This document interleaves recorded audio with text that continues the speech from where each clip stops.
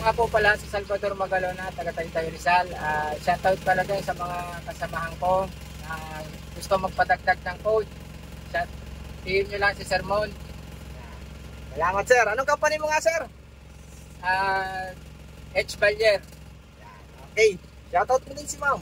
Shoutout din pala dun kay ma'am na kasama ko pumunta rito. Sige, sige.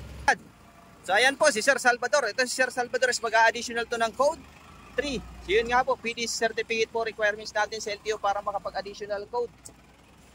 Yan, kaya napapunta dito si Sir. So shoutout din kay Ma'am Jules. Yan. Ay Dabal. Yan. Salamat po. Dinala niya yan dito sa akin. So yung mga gusto dyan mag-add ng code 3 or code 8, mag-PM lang po mga sir. PDC certificate po requirements natin. Yan. So kung may plano kayong mag-code 3, make sure po na ang lisensya nyo is 4 years na professional. Dami kasing i-inquire kahit non-pro. Kung pwede daw, hindi po pwedeng pag non-pro. Kailangan 4 na taong professional po. Shout out kay Sir Noel Kapalin. Okay, so ito pong minamaneho ni Sir is pang code C po to. Ang code 3 kasi natin may dalawang code na ngayon, C at saka D.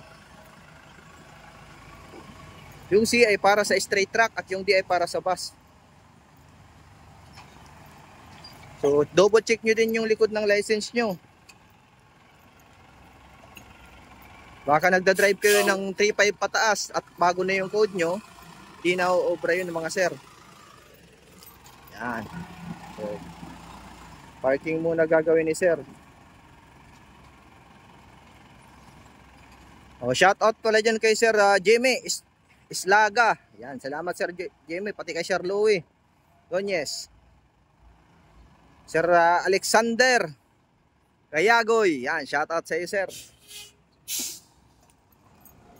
Okay, so parking naman gagawin ito ni sir.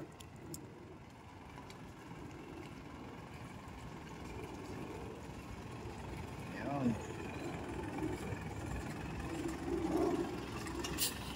Up, brake. So, atras.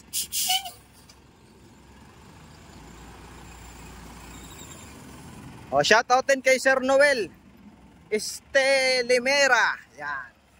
Maraming salamat sir. So, inyo. Okay.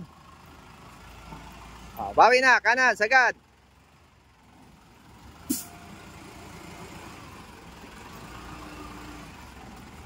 Hop. Abante.